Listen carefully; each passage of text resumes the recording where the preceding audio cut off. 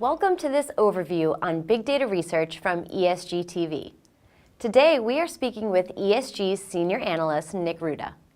Nik, can you provide us with a little background on what it is you'll be covering here at ESG and why is it important? Absolutely, Jen. Very happy to talk about this. So my area is the data analyst at ESG. That means I cover everything from databases to big data in the enterprise.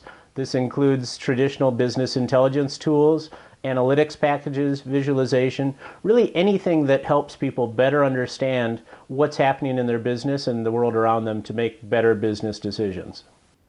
ESG recently completed their 2014 IT spending intentions research. Can you walk us through some of the key findings in this space?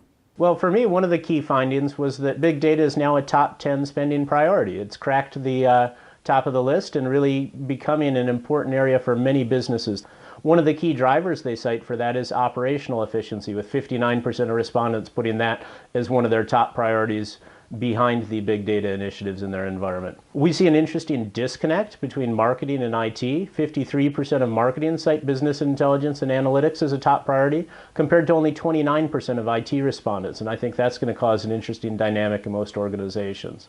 Beyond that, we also see a shift to cloud. Today, about 32% of respondents say they're doing business intelligence, analytics, or big data in cloud SaaS-based environments. We see that shifting up to 44% over the next 5 years, nearly parity with on-premise results.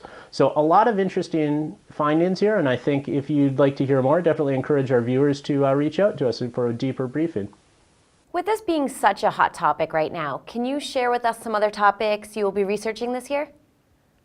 Yeah, aside from the spending intentions data we've just collected, we also have now data on looking at how businesses are maturing in their approach to data, moving from databases to big data in the enterprise, where they are, who's driving it, who has to actually do the implementation, and some of the tools and models people are selecting along that way. A little further down the road, we're looking at opportunities to do mini market landscapes, I guess, looking at what's the best Hadoop distribution? Where do people want to do their advanced analytics, and what types of tools do they need? So not trying to boil the ocean and do the entire landscape in one big report, but looking at specific subsegments. And of course, we'll continue to cover each vendor as they have their news and announcements throughout the year. Nik, ESG has really expanded its portfolio of offerings over the past couple years. Can you walk us through some of those services ESG offers and how they help?